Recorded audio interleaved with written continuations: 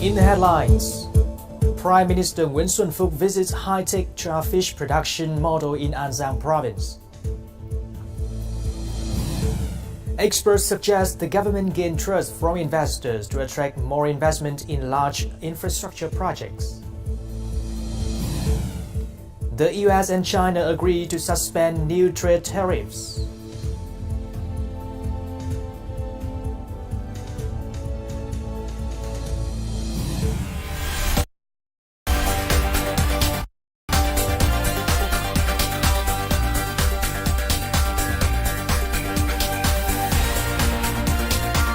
Broadcasting from Hanoi, the capital of Vietnam. VTV News starts right now. Hello and thank you for tuning in to the live edition of VTV News. You're with me, Hainam, from Hanoi. Prime Minister Nguyễn Xuân Phúc visited a charfish breeding farm that uses advanced technology owned by the Vietnam Australia Group in Vĩnh Hòa Commune in southern An Giang province on Friday. The Prime Minister congratulated the group for its success and contributions to developing charfish production in the Mekong Delta. With a total area of over 100 hectares, after nearly half a year, the Vietnam Australia Group is expected to start supplying the market with about 1 billion charfish seedlings each year for breeding and raising with high technology. The Vietnam Australia Group also runs Vietnam's biggest shrimp breeding facility with a total production capacity of 50 billion shrimps per year, accounting for 1/4 of Vietnam's shrimp breed market shares. Along with the development of high-tech agriculture, Lâm Đồng province is also considered a leading province in terms of creating linkages between the consumption of products and changing the mindset of businesses. As a result, many businesses will receive the help from the government. The meeting was held by the People's Committee of Lâm Đồng Province on the 7th of December. At the meeting, enterprises from other provinces and cities state their output demand. Enterprises and manufacturers of Lâm Đồng presented problems in terms of input and products produced by them. Through this meeting, businesses in Ho Chi Minh City and Hanoi have been able to propose policies, and state management agencies have joined in supporting the policies and management of agricultural materials and seedling quality. They also support enterprises in buying products that ensure food hygiene and product origin to best serve the needs of consumer and exports. Particularly for coffee, linking output not only creates opportunities to sell products but also ensures stable prices. After approaching the province policy 3 weeks ago, this coffee business now sells their products in big C supermarkets. We want to promote our products to the market to let people know what pure and clean coffee is and bring it to consumers. Lâm Đồng province has issued a number of policies to attract businesses, and secondly, to support the building of facilities, financial conditions, and technological innovations through linking with farmers to upgrade enterprises. Lâm Đồng province has developed 125 linked products and plans to increase to 200. This is an important contribution to the consumption of Lâm Đồng agricultural products through association and contracts for sustainable development. On Friday, speaking at the opening ceremony of the 5th Vietnam-Cambodia-Laos Border Provinces meeting in Phnom Penh, Nguyễn Hòa Bình, Chief Justice of the Supreme People's Court of Vietnam, talked about how he values cooperation among the three countries. He confirmed that the cooperation of the Supreme Court as well as provincial courts has achieved positive results in recent years. Over the past several years, border provinces have signed memoranda of understanding and maintained exchange activities annually to share experiences in judging activities and judicial reform, and to contribute to deepening the traditional relationship of the three countries' Supreme Courts. A seminar entitled Universal Declaration of Human Rights, Values and Significance to Vietnam took place in Hanoi on Friday. The event, which was organized by the Ho Chi Minh National Academy of Politics called on participants to clarify the historical values of the Declaration for Vietnam, especially in realizing goals of inclusive and sustainable development for the people, putting the people at the center, and with the people participating and enjoying the benefits. The Universal Declaration of Human Rights, a milestone document in the history of human rights, was adopted by the United Nations General Assembly in 1948, remains relevant today.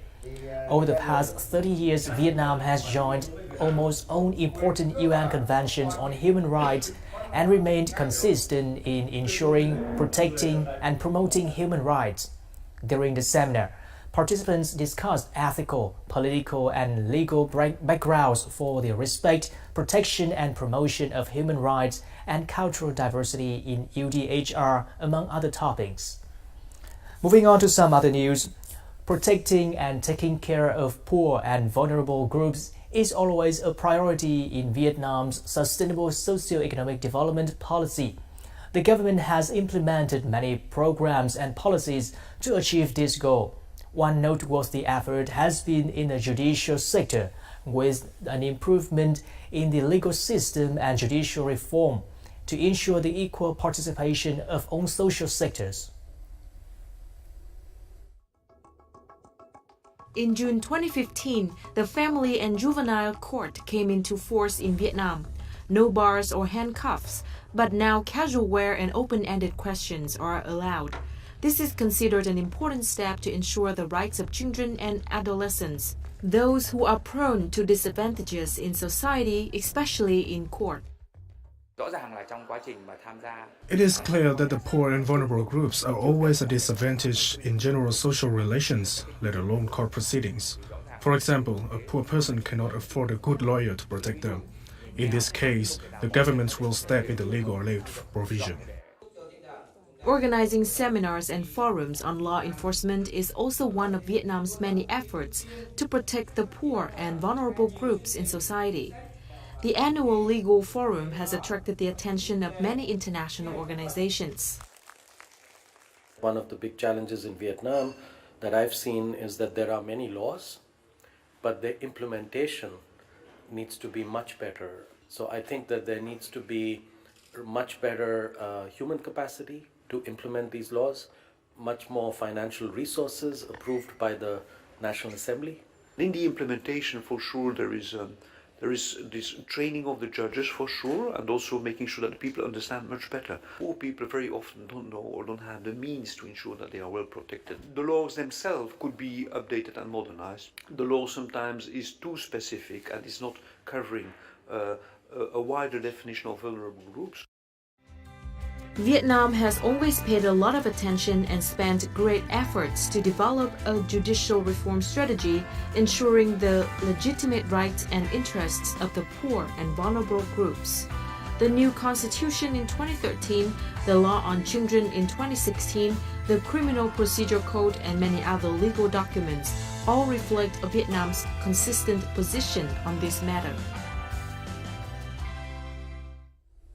Vietnam will need to gain full trust from investors in order to carry out large infrastructure projects such as the expressway connecting the northern and southern regions.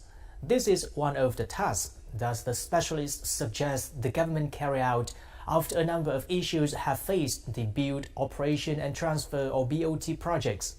With this direction, private investment will be an important factor.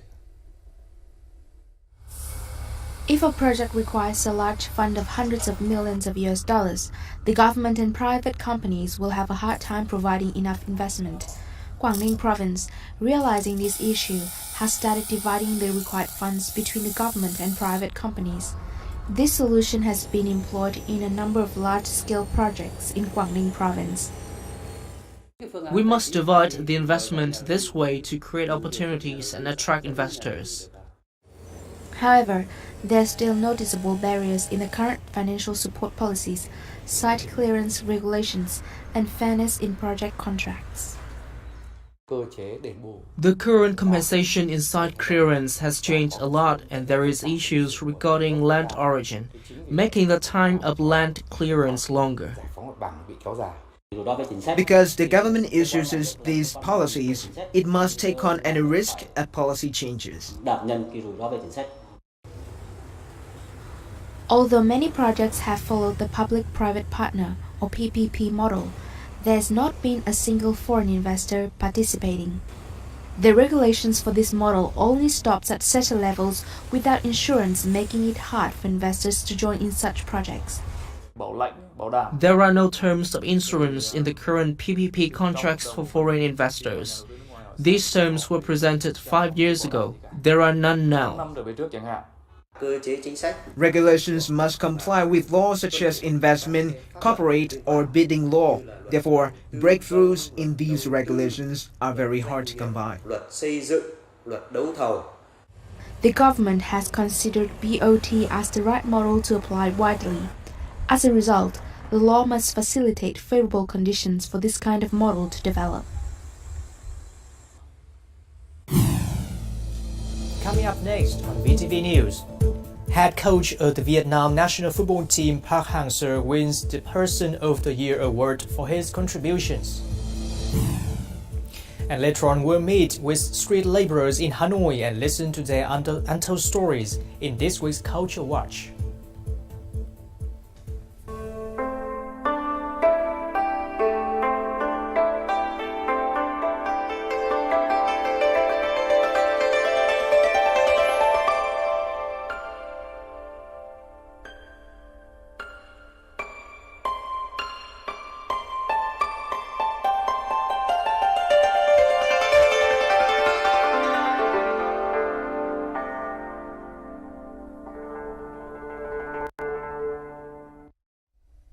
Welcome back to VTV News.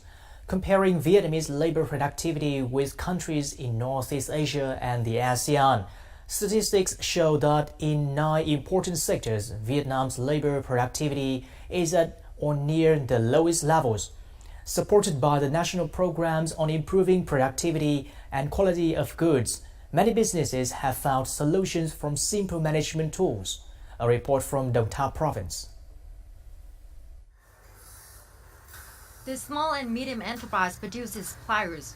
The work is mostly done by hand, so hidden waste was incurred.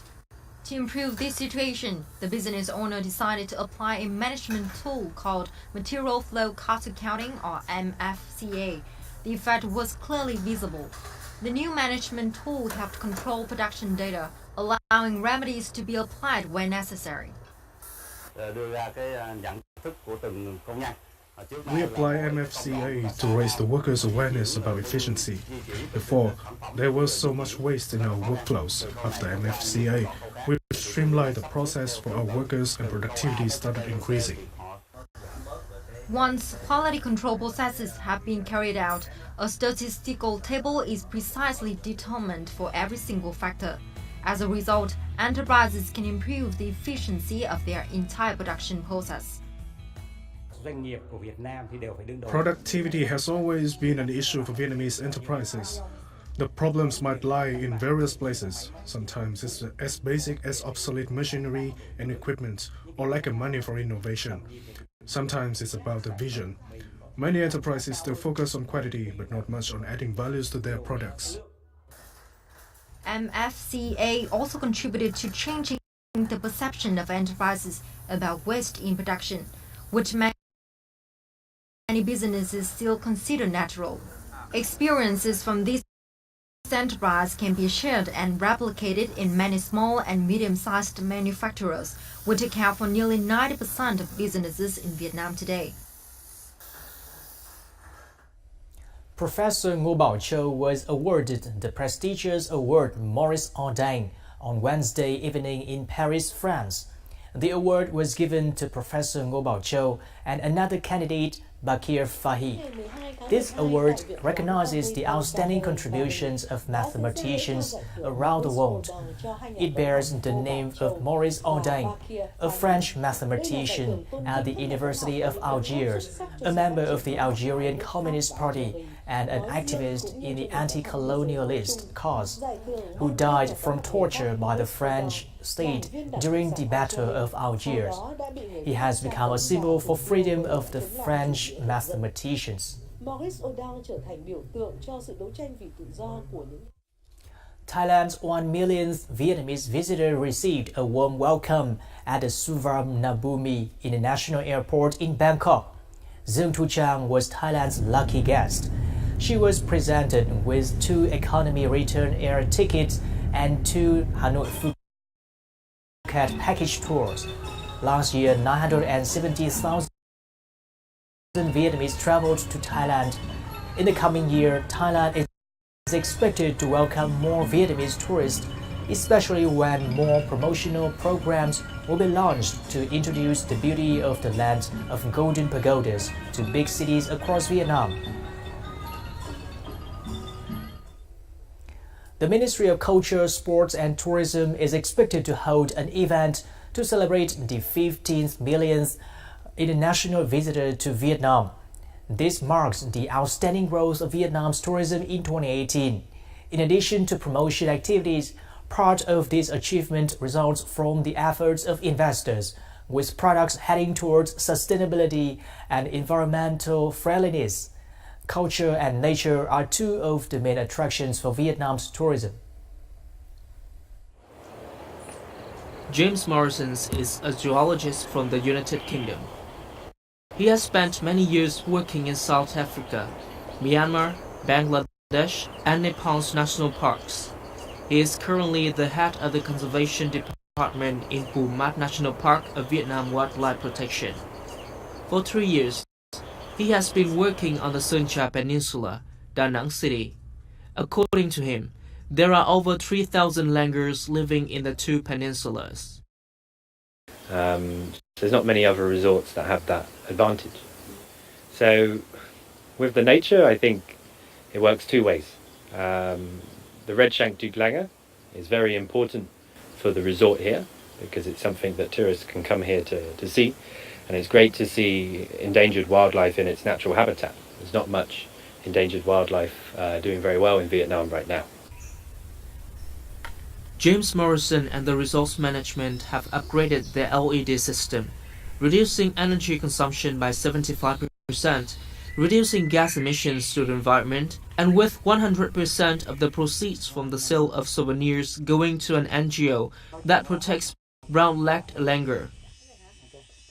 In the north, 5 years after being recognized as a World Heritage Site, the Chang'an complex in Ninh Bình province has been considered by UNESCO as a balanced site between conservation and development. The heritage is strictly protected, and boat drivers are directly involved in environmental protection. Green tourism is the direction for Vietnam's tourism, contributing to preserving the nature and promoting it. According to a study done by TripAdvisor, 50% of the international visitors are willing to pay more for products that benefit the community and the environment.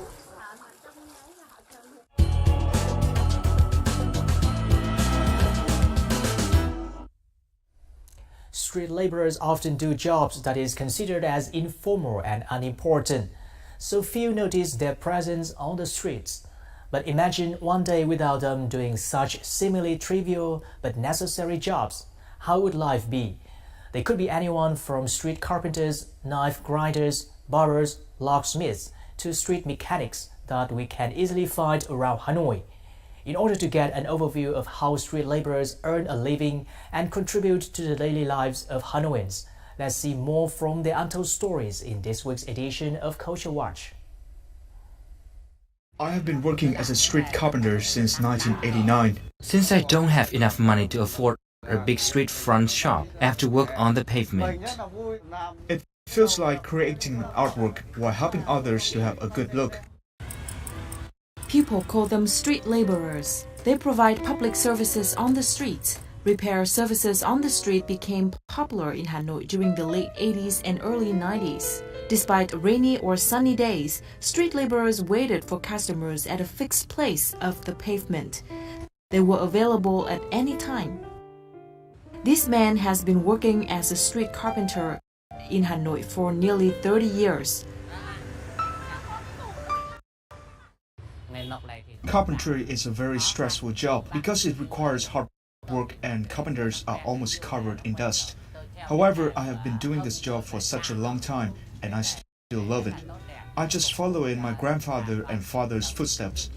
This is a very meaningful job as I find myself helping people's daily lives. Dating back to the feudalist period, many villagers came to Hanoi and worked as street carpenters or handymen. As time passes by, the villagers have formed a community of street carpenters leaving their homeland to earn a living in big cities. Those who once lost their house keys or car keys would find street locksmiths irreplaceable. Only with a toolkit consisting of a small key-making machine and several key molds are these locksmiths able to recreate all of the lost keys. I think no matter what job one does, as long as it helps to make a living, people should be proud of it and appreciate it. My generation and my offsprings need to preserve this tradition, not only to earn a living, but also to pay tribute to our ancestors. Among luxury and flashy shops, street laborers are like a poetic feature, adding the finishing touch to the picture of a modern society where traditional cultural values have been fading away. Street laborers' activities remind us of the simple but vibrant working life of Hanoians in the past. It is street laborers who contribute to preserving beautiful values of the old jobs that have existed in the capital city for more than a century.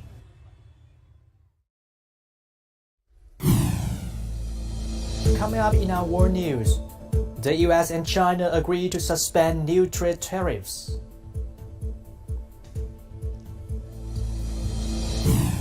European Union agrees to extend their economic sanctions against Russia over recent issues in Ukraine.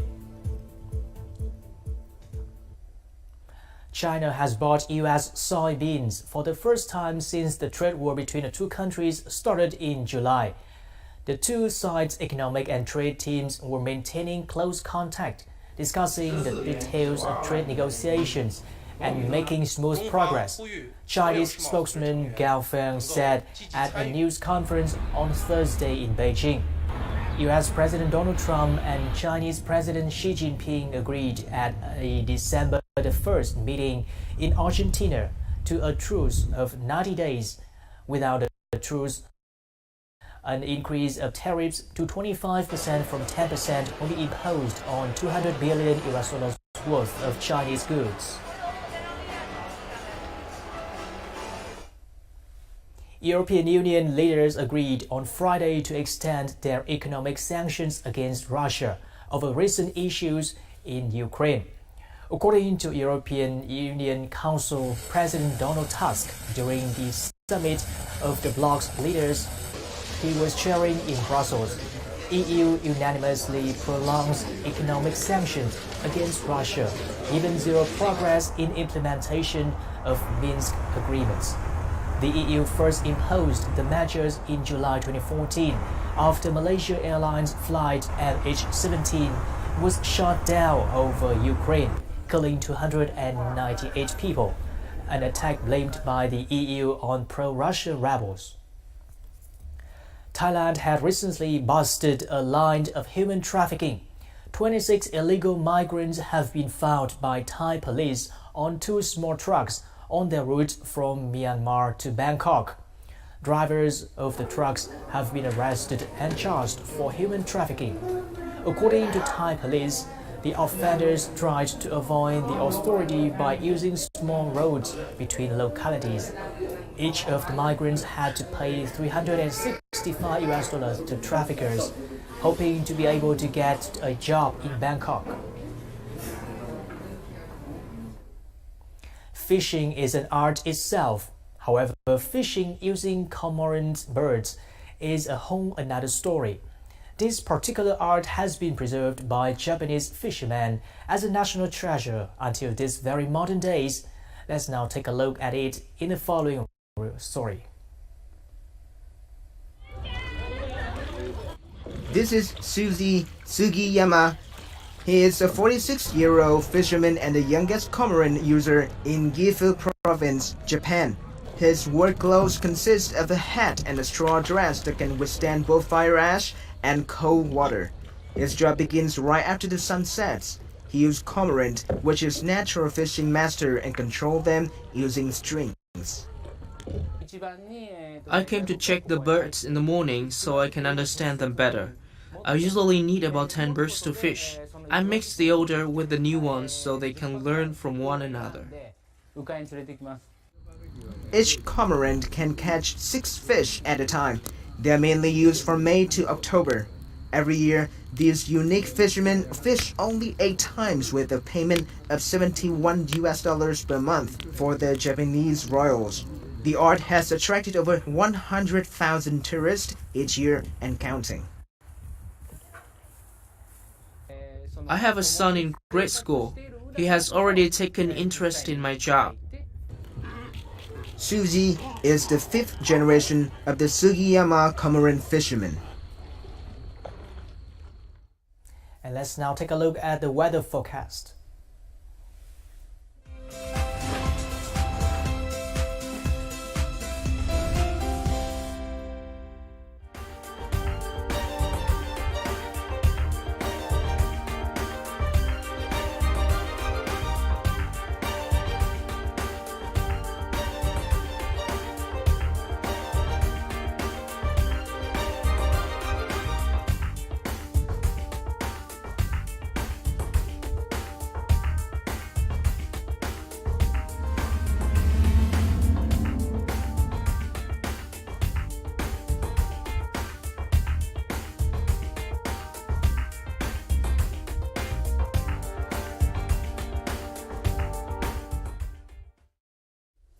And that has just wrapped up this live edition of VTV News. We'll be back with more updated news at 3 p.m. and 6 p.m. local time.